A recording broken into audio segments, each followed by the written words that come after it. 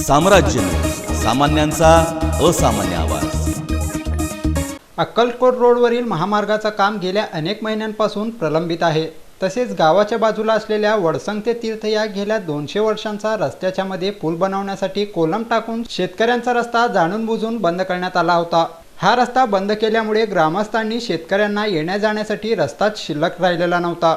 मागील काही दिवसापूर्वी गावकऱ्यांनी रस्ता खुला करावा म्हणून आंदोलन केलं होतं, पण महामार्गाच्या अधिकाऱ्यांनी जाणीवपूर्वक याकडे दुर्लक्ष केलं। ग्रामस्थांच्या आणि शेतकऱ्यांच्या अडचणीला धावून जात अखेर प्रहार संघटनेने अक्कलकोट वडसंग मार्गावर रस्ता रोको आंदोलन केलं।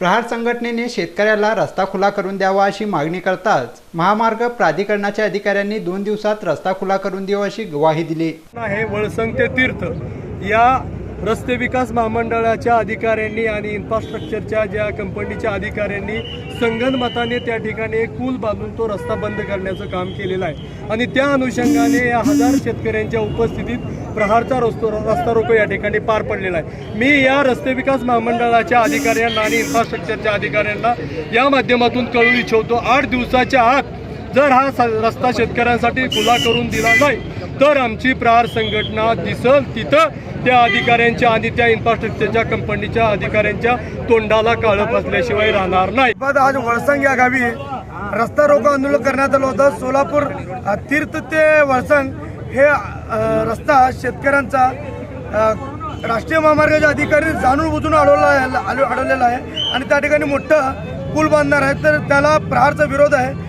आणि इथले पूर्ण शेतकऱ्यांचा विरोध आहे। गेल्या 400, 500, 600 वर्षापासून ते रस्ता शेतकऱ्यांसाठी खुला होता, परंतु या अधिकाऱ्यांनी आडमुठपणा करून या शेतकऱ्यांची वाट अडवलेली आहे।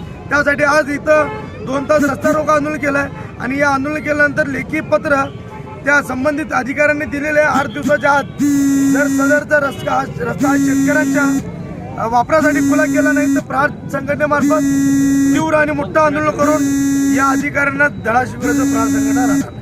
या प्रसंगी प्रहारचे जिल्हाध्यक्ष दत्तात्रय मस्के, शहर प्रमुख अजित कुलकर्णी, संपर्क प्रमुख जमीर शेख, कार्याध्यक्ष खालिद मनियार, उपप्रमुख मुदस्सर हुंडेकरी, जाबीर सगरी, संभाजी वाघमारे, यासिन कटरे, मोहसिन तांबोळी, धनराज दुलंगे, सीताराम काळे, महबूब पठाण, मोहसिन गुंडे आदींसह प्रहारचे कार्यकर्ते मोठ्या संख्येने उपस्थित होते।